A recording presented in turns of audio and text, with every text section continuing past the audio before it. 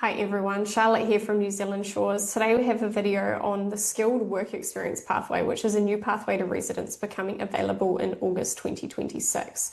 So this is very much a case of Immigration New Zealand widening the eligibility for residency in New Zealand, and this is a really exciting pathway because much of our skilled migrant policies at the moment that we have in place actually require you to either have a qualification or quite a high pay rate in order to be eligible, whereas this new Skilled Work Experience Pathway honours and values the work experience that you have obtained not only in New Zealand in your skilled role but also offshore. So Immigration New Zealand is recognising that not everyone may have a qualification.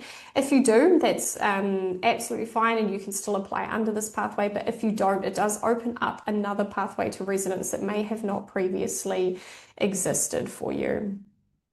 So we have now 4 main pathways to residency, or as of August 2026, we have 4 main pathways to residence. So we have our skilled migrant category points-based system. We have our green list occupations, so tier 1 and tier 2 of the green list each have their own pathways to residency under the straight to residence category and the work to residence category. And we have these 2 new pathways which are becoming eligible. So the skilled work experience pathway, which we are going to talk about today, and the trades and technicians pathway, which we already have a video up on YouTube. So if you are interested in that as an option, you can also go check that video out. Some people may find that they are eligible under several categories, but as licensed advisors, our goal is to find what is the quickest and easiest pathway to residency for you, and we can figure that out for you under an eligibility assessment. And I'll talk through at the end of this video what an eligibility assessment through New Zealand Shores means.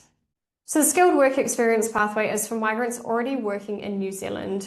You must be in what we call an ANSCO skill level 1 to 3 occupation, and you must have directly relevant experience in that field. So that you must be able to demonstrate that any work experience that you have is actually relevant to the job that you are currently doing, and that work experience is what your employer has deemed relevant to the role you are undertaking, and therefore what Immigration New Zealand will deem relevant.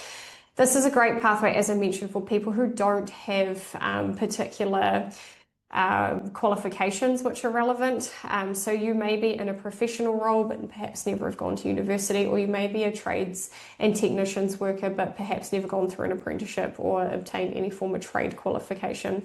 So this pathway will be really beneficial for you if you fall into those categories. You must work in what we call skill level 1 to 3. So ANSCO is a classification system of occupations for immigration policy, and skill levels 1 to 3 are what Immigration New Zealand deem as skilled roles.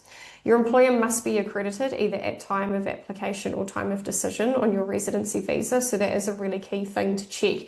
Is your employer already accredited? If not, are they willing to become accredited? And if they're not, then we may need to look at other options for you. Accreditation is something that we can help with as well. So if you have an employer who isn't sure about what that accreditation process is or how to renew their accreditation, then by all means feel free to have them reach out to us as well. You must have a total of 5 years of directly relevant work experience, and 2 of those years must be in New Zealand, paid at either 1.1 or 1.2 times the median wage. I'll go over what that means shortly. You must also meet standard residence requirements. So everyone included in your application must be of good health and good character.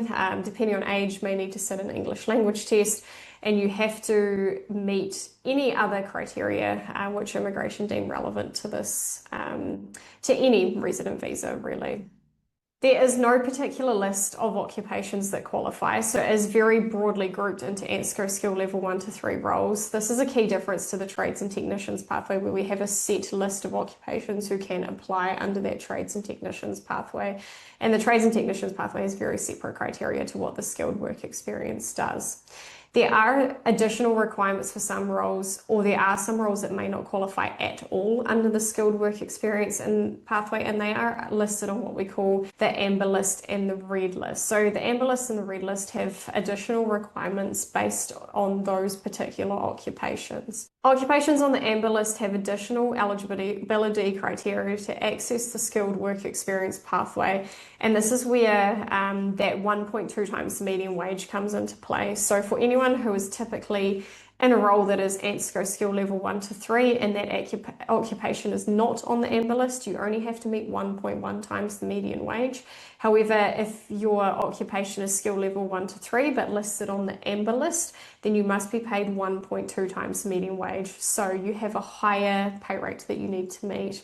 Occupations on the amber list also have to have a total of 5 years experience in New Zealand as opposed to 2. So Immigration New Zealand expect you to spend longer in New Zealand, showing a commitment to the country and obtaining more New Zealand work experience.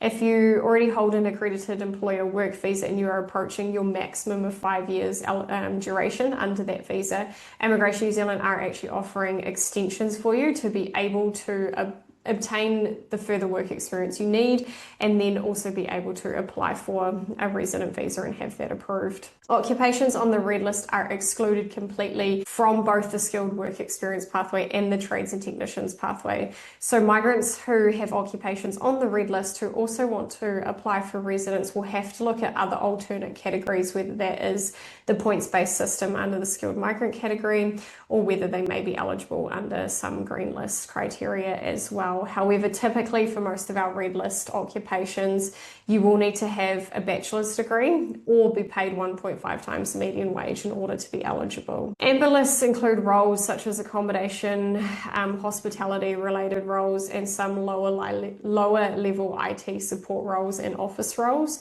The red lists include quite a lot of retail management roles, but also hairdressers and barbers. So we are seeing Immigration New Zealand add extra criteria to occupations which typically there isn't a shortage of in New Zealand. If you are interested in applying under the skilled work experience pathway, the first step, if you're not already a client of New Zealand Shores, is to reach out and we can undertake an eligibility assessment for you.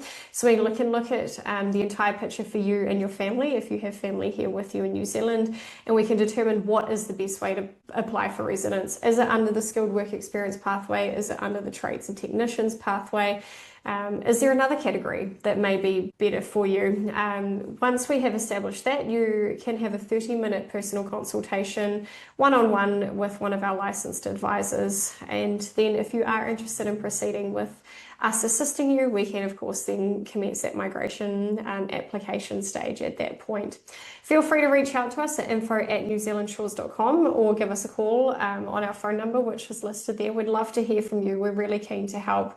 We're really excited to see these pathways being announced and more people being eligible to apply for residence.